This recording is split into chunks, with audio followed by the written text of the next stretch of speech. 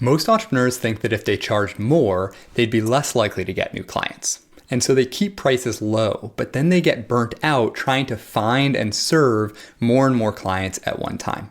The better approach, in my opinion, is to become the premium provider in your niche. The nice thing about this approach is you actually end up attracting a higher quality client. It's like that classic meme, I'm not sure who made it originally, about the $500 client and the $50,000 client. But you can't just raise your prices and then call it a day. So to help you pull this off correctly, I need to tell you a story. Last month, I went looking for a photographer. I'm redoing my website right now, and I needed new headshots. So here are my options. I could either get a local photographer for $400, or I could get an out-of-state photographer for $5,250. Believe it or not, I actually chose the second photographer. But the question is, why would I drive 4.5 hours and pay over 10 times as much just to get these headshots? There are 3 reasons. In this video, I'm going to share with you what they are and how you can apply them to your business to charge 10 times more. So let's dive in. Number 1, relevance. So I had acne as a kid, and it wasn't terrible, but it was enough for me to be self-conscious about it. And I remember going to the drugstore for the first time to try to find a face wash to help with my acne. So I looked at the shelves and there were all these different brands and it was totally overwhelming. And then all of a sudden I saw this little orange bottle that just said acne wash. So that was it. I just grabbed it, I paid for it, I didn't even look at the price, and I left. It's the same thing with any type of business. The more specific you are about the problem you solve, the more attractive you'll be to people who have that problem, because they'll naturally assume that your solution is more relevant to them. Which brings us back to the headshots. So the local photographer I found shoots weddings, graduation photos, business headshots, but the out-of-state photographer I ended up hiring only does personal branding portraits. That's all she does all day. And because she does it all day, she has a very specific approach. First, you create a mood board and then you meet with her to talk about your brand. Then you speak with her wardrobe stylist to talk about which outfits to bring for the shoot. And finally, on the day of, you show up at her studio. It's a beautiful studio. She has a hair and makeup person there waiting for you, and you get the photos done.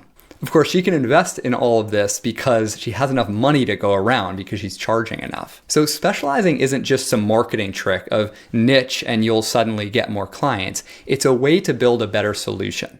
So number 2, results. We've all heard the phrase, you get what you pay for. The biggest argument for raising your rates is this: it allows you to invest more in the solution. So this is what we saw in the photographer example. And here's one of the 30 images that I got back from her.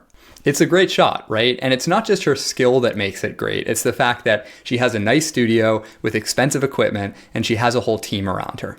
But what if you don't sell something that requires investing a lot of money? What if you sell something that requires your clients to invest and take action in order to change their behavior?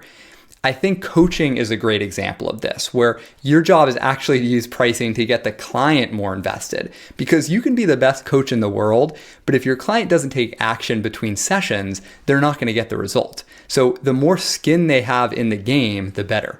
And pricing psychology is even weirder than that, because human beings aren't these super rational robots who are always looking at the specific value they get for the price they pay.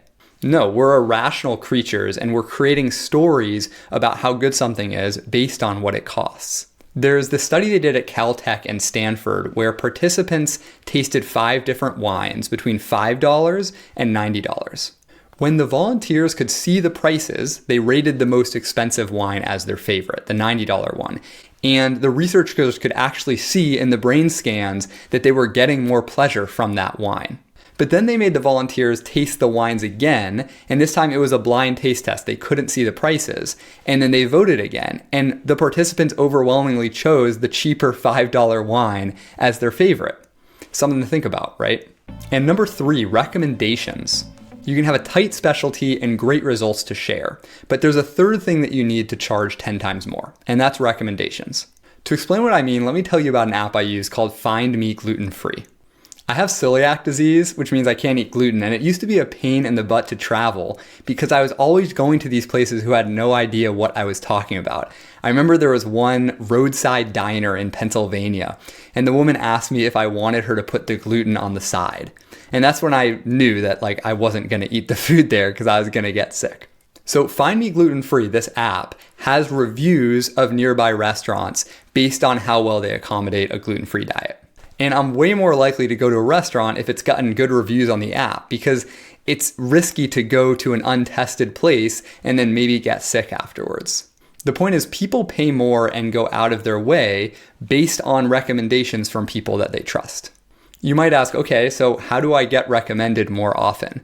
And it's not just a matter of improving the quality of your work, although that's important.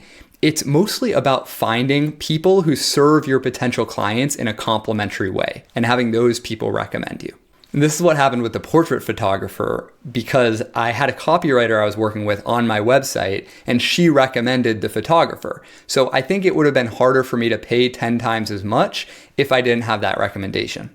In summary, 10xing your prices requires 3 things: becoming more relevant to your clients, using pricing to get better results, and getting recommended by people that they trust. It does take some work, but it's worth it. If you want my support to increase your prices and grow your business, then go to gregfaxon.com/apply to apply for a free strategy session with me. And there's one more thing with this, which is you can do all 3 things that I mentioned in this video, but if you don't know how to sell high ticket services, you're not going to make it work. And specifically, you need to help these clients make decisions. If you're selling something for $500, it's not that important. If you're selling something for $5K, $10K, even more, you're going to run into situations where potential clients might be ghosting you. They might say, I need to think about it, and then not get back to you. So watch this next video to learn what to do in that situation. Thanks for watching.